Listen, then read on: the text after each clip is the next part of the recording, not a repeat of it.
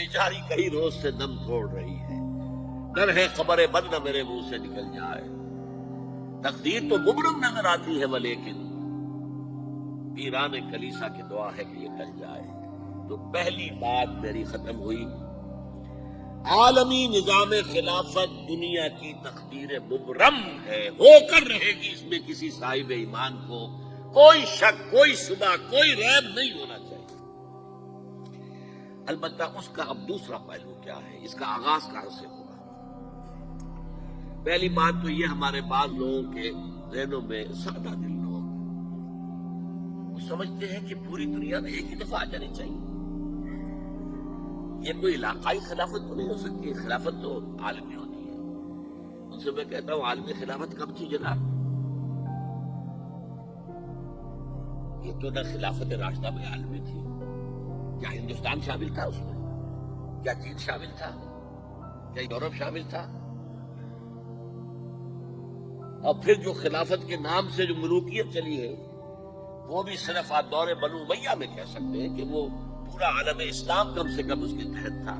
بعد میں خلافت عباس، بنو عباس میں اور فاطمیین کی خلافت میں اور آل عثمان جو ہے آٹومان ٹرکس کی خلافت میں ٹکڑے تھے، اس سے بکھرے تھے، کوئی مانتا تھا کوئی نہیں مانتا تھا۔ اور سب سے بڑی بات یہ، اگر ایک دم پوری دنیا پر خلافت قائم ہو سکتی تو حضور کے دست مبارک سے ہوتی، لیکن نہیں ہوئی۔ نتیجہ کیا نکلا؟ ایک ملک میں حضور نے قائم کر دی، جزیرہ نما عرب،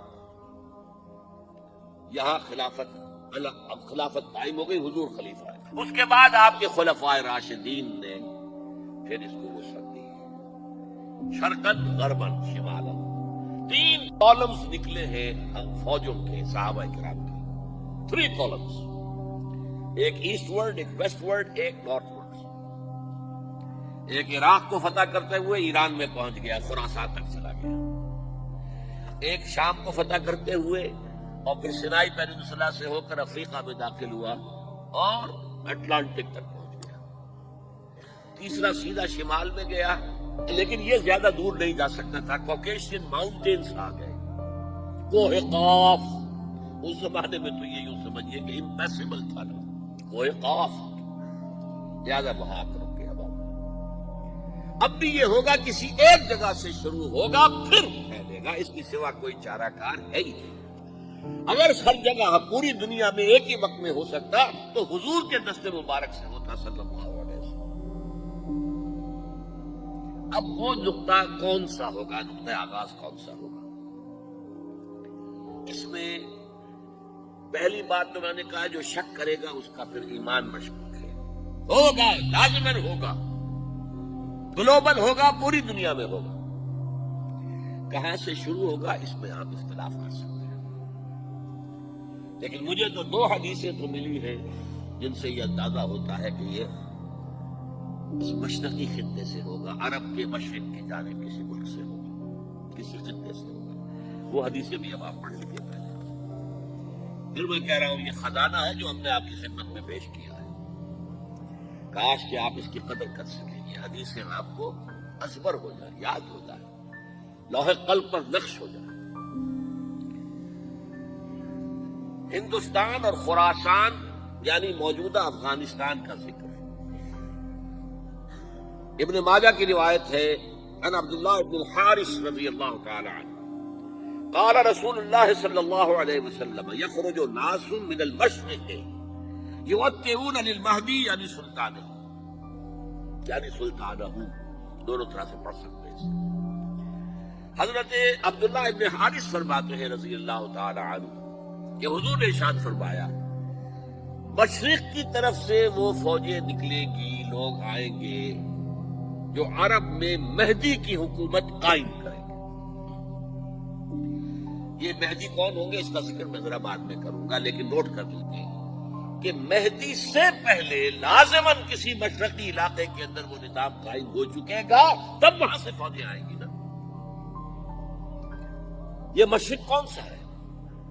عرب کے مشرق میں آپ چلیے، ایران بھی آ جائے گا، افغانستان بھی ہے، پاکستان بھی ہے، اور اگر اسے اور توسیع دیں تو ہندوستان بھی ہے۔ یہ ہے عرب کا مشرق۔ اس سے فوجیں جائیں گی۔ اس کا کیا مطلب ہے کہ اس میں سے کسی جگہ پر نظام خلافت پہلے قائم ہو جائے گا، تاکہ وہاں سے فوجیں جائیں گی جو جزیرہ نما عرب میں حضرت مہدی کی حکومت کو قائم کریں گی۔ اب دوسری حدیث سنیے، یہ سنن ابن ماجہ کی حدیث تھی جو میں نے آپ کو سنائی، آپ نے پڑھی۔ دوسری عن ابی ہریرہ رضی اللہ تعالی عنہ، یہ ترمذی شریف کی روایت ہے، قال قال رسول اللہ صلی اللہ علیہ وسلم یخرج من خراسان رایات سود لا يردها شيء حتى تنصب بإیلیا، خراسان کے علاقے سے سیاہ جھنڈے لے کر فوجیں آئیں گی، ان کا رخ کوئی موڑ نہیں سکے گا، ان کو پیچھے پھیر نہیں سکیں گے کوئی بھی، یہاں تک کہ وہ یروشلم میں جا کر جھنڈے نصب کر دیں گے۔ ایلیا حضور کے زمانے میں یروشلم کو کہتے تھے۔ یہ یروشلم تھا جب حضرت سلیمان کی حکومت تھی، اور یہاں پر معبد سلیمانی، ہیکل سلیمانی قائم ہوا۔ پھر یہ یروشلم بھی رہا ہے تاریخ میں، یہاں تک کہ سن 70 عیسوی میں جب ٹائٹس رومی جنرل نے اس کو گرایا، ختم کیا، سیکنڈ ٹیمپل گرا دیا، اور یہاں سے یہودیوں کو کہا نکل جاؤ یہاں سے، کوئی یہودی باقی نہیں رہا، بالکل تہم بالا برباد کر دیا۔ اس کے کوئی 150 سال بعد ہیڈریان، رومن ایمپرر ہیڈریان، اس نے پھر دوبارہ آباد کیا اس شہر۔ 150 سال تک یہ بالکل بنجر اور بالکل غیر آباد رہا۔ اب ہیڈریان نے جب آباد کیا تو اس کا نام ایلیا رکھا، اب یروشلم نام نہیں تھا۔ تو حضور کے زمانے میں پھر اس کا نام ایلیا تھا، اور اب اس سے کیا معلوم ہو رہا ہے کہ یہ یروشلم مسلمانوں کے قبضے سے اس وقت نکلا ہوا ہوگا۔ ایک دفعہ پہلے نکلا تھا، سن 1099 عیسوی میں مسلمانوں کے ہاتھ سے نکلا، کروسیڈرز، عیسائیوں نے آ کر اس کو قبضے میں کیا، لاکھوں مسلمانوں کو مارا، قتل کیا۔ اس کو 1187 عیسوی میں واپس لیا ہے۔ کس نے لیا ہے؟ صلاح الدین ایوبی کرد۔ عرب کھوکھلے ہو چکے تھے، عربوں نے کھویا، واپس نہیں لے سکے، بہت حکومت کر چکے تھے، 400-500 برس کی حکومت کر کے، اور ان کے عیش اور ان کے آرام، اب ان میں جان نہیں تھی کہ وہ واپس لے سکے۔ واپس لینے والا گرم کرد خون تھا، صلاح الدین ایوبی۔ تو گویا کہ اب آپ سمجھئے کہ 88 برس تک عیسائیوں کا قبضہ رہا یروشلم پر۔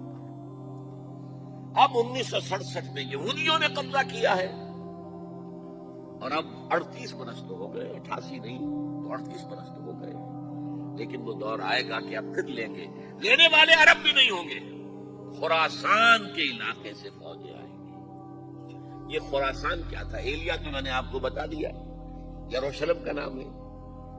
خراسان اس زمانے میں ایک بہت بڑے ملک کو کہتے تھے، کچھ حصہ پاکستان کا بھی اس میں شامل ہے، کچھ حصہ ایران کا بھی ہے۔ ایران کے اس حصے کو اب بھی خراسان کہتے ہیں، وہ ایک صوبہ ہے، خراسان ایک صوبہ ہے ایران کا چھوٹا سا۔